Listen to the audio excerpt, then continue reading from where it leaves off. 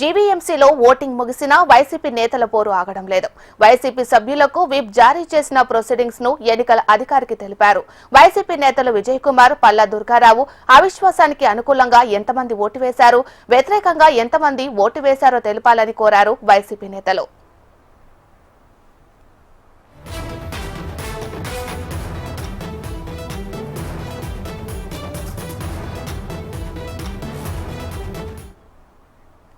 జీవీఎంసీలో voting ముగిసినా YCP నేతల పోరు ఆగడం లేదు. మరి ఇదే అంశానికి సంబంధించి మరింత సమాచారాన్ని మా ప్రతినిధి అనురాధ లైవ్ లో అందిస్తారు. అనురాధ.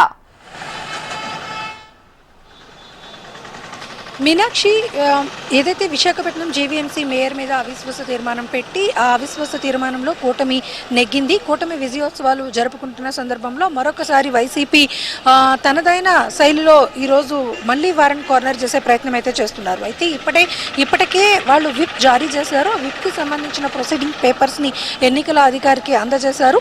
ఖచ్చితంగా దీని మీద మాకు ఒక వివరణ కావాలి, ఎందుకనంటే ఎవరెవరు ఈ ఓటింగ్లో కూటమికి అనుకూలంగా ఓట్ చేశారు, వైసీపీకి వ్యతిరేకంగా ఓట్ చేశారన్నది మాకు ఒక పత్రాన్ని రిలీజ్ చేయాలంటూ వాళ్ళు ఒక డిమాండ్ అయితే పెట్టడం జరిగింది. ఈ నేపథ్యంలో అనేకమైన అంశాలు మళ్ళీ మరొకసారి చర్చకు వస్తున్నాయి. ఎందుకనంటే ప్రధానంగా కార్పొరేటర్స్ అందరూ కూడా ఒకటే మాట చెప్తున్నారు, కేవలం అభివృద్ధి అజెండాగానే మొత్తం ఈ ప్రక్రియ అన్నది జరిగింది. మేము కానీ ఏ ప్రోద్బలము లేకుండా ఖచ్చితంగా విశాఖపట్నం అభివృద్ధిని కాంక్షిస్తూ ప్రజాక్షేత్రంలో గుడ్ గవర్నెన్స్ని ఇవ్వటం కోసం మేము ఖచ్చితంగా కూటమి వైపు ఉండాలి అని చెప్పి నిర్ణయించుకున్నాకే అవిశ్వాస తీర్మానానికి కూటమి సభ్యులతో మేము చర్చ జరిపాము. ఆ నేపథ్యంలోనే కూటమి అవిశ్వాస తీర్మానం పెట్టేదానికి ముందుకు రావడంతో మేమందరమీ కూడా అక్కడికి వెళ్ళి ఓట్ చేయడం జరిగింది అని చెప్పి కార్పొరేటర్స్ అయితే చెప్తూ ఉన్నారు. ఎందుకనంటే ఇప్పటిదాకా విశాఖపట్నం ర్యాంకింగ్స్ గనక చూసుకుంటే గనక చాలా మెరుగైన ర్యాంకింగ్స్లో ఇప్పటిదాకా విశాఖపట్నం అభివృద్ధిలో ఉంది. కానీ ఇటీవల కాలంలో గత కొద్ది కాలం నుంచి కూడా చూసుకుంటే గనక ర్యాంకింగ్స్ అనేవి పడిపోతూ వస్తున్న నేపథ్యంలో ప్రజాప్రతినిధులు కొంత ఆవేదనకి గురయ్యారు. ఎందుకనంటే పూర్తి స్థాయిలో ఏదైతే 10th ర్యాంకింగ్కి విశాఖపట్నం వచ్చేసింది కాబట్టి దాన్ని తిరిగి మళ్ళీ మెరుగైన ర్యాంకింగ్లోకి తీసుకెళ్లాలంటే కూటమితో పాటు మనం సంయుక్తంగా ముందుకు వెళ్ళి వాళ్ళ వార్డ్సుల్లో అభివృద్ధిని జరుపుకుంటేనే ప్రజాక్షేత్రంలో మళ్ళీ గుడ్ గవర్నెన్స్ ఇచ్చిన నేతలుగా ముందుకుంటాం. కాబట్టి మళ్ళీ మరొకసారి 10 నెలల్లోనే జీవీఎంసీ ఎలక్షన్స్ ఉన్నాయి కాబట్టి ఖచ్చితంగా అప్పుడు మళ్ళీ మనం ప్రజల దగ్గరికి వెళ్ళాలనంటే అభివృద్ధిని మనం కాంక్షించి అభివృద్ధి ఎజెండాగా అవిశ్వాసాన్ని పెట్టి తీరాల్సిందే అని చెప్పి కూటమి నేతలంతా కూడా కూటమి నేతల్ని అటువైపు నుంచి వైసీపీ నేతలు కూడా సంప్రదించడం జరిగింది. ఈ సందర్భంలో జరిగిన చర్చల ఫలితంగానంటే కేవలం ప్రజాస్వామికంగానే మేము ఈ చర్యకి వెళ్ళాము అని చెప్పేసి వాళ్ళంతా కూడా చెప్తున్నారు. దాని మీద ఈరోజు అవిశ్వాస తీర్మాన సమావేశం నిర్వహించారు. అందులో కూటమి 74 మంది కూడా కూటమికి ఫేవరబుల్గా ఓట్ చేశారు. దీంతో కూటమి విజయోత్సవాలను జరుపుకుంది. దశాబ్ద కాలం తరువాత కూటమి జీవీఎంసీ మీద మేయర్ పీఠాన్ని కైవసం చేసుకోబోతుంది. ఇది సుదీర్ఘకాలం ప్రక్రియ. సుదీర్ఘకాలం నుంచి కూడా కూటమి అంటే ముఖ్యంగా తెలుగుదేశం తన కలగా చెప్పొచ్చు మనం. ఎందుకనంటే సుదీర్ఘకాలం నుంచి కూడా తెలుగుదేశం అభ్యర్థులు ఎవరు కూడా మేయర్ పీఠం మీద లేరు. అయితే ఈసారి ఖచ్చితంగా అది కైవసం చేసుకోవాలి. అది కూడా కేవలం అభివృద్ధి ఎజెండాగా మాత్రమే జరగాలి.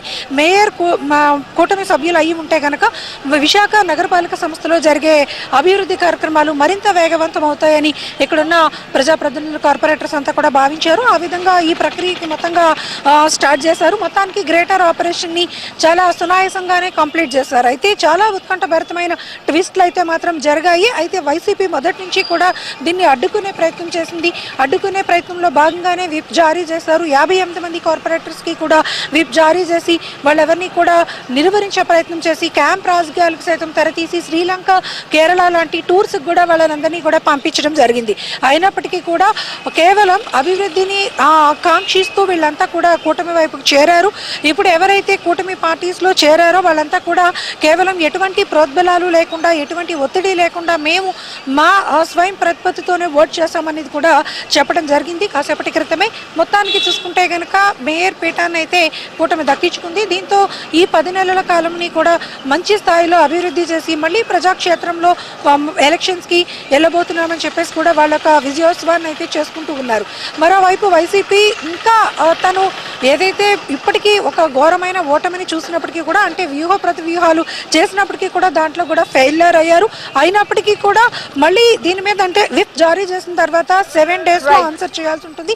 ఆ ప్రొసీడింగ్స్ పేపర్స్ కూడా ఎన్నికల అధికారికి ఇచ్చి ఎవరెవరు వాళ్ళు ఓట్ చేశారు, ఏ ఏ పార్టీల వైపు ఓట్ చేశారు అన్నది తెలియాలి అని చెప్పి కోరింది. ఈ నేపథ్యంలో క్రమశిక్షణ చర్యలకి మేము వెళ్ళబోతున్నామంటూ కూడా వైసీపీ ఒక మాట చెప్పే ప్రయత్నం చేస్తున్నారు. అయితే ఏది ఏమైనప్పటికీ కూడా ఆల్రెడీ ఇప్పుడు జరగాల్సిన ప్రాసెస్ మొత్తం జరిగింది. మేయర్ పీఠాన్ని కూటమి దక్కించుకుంది కాబట్టి ఇక ఈ 10 నెలలు అభివృద్ధి ఎజెండాగా వాళ్ళు ముందుకు వెళ్ళబోతున్నారు. ఆ తర్వాత ప్రజాక్షేత్రంలో మిగిలిన విషయాల్ని మేము ప్రజల సమక్షంలో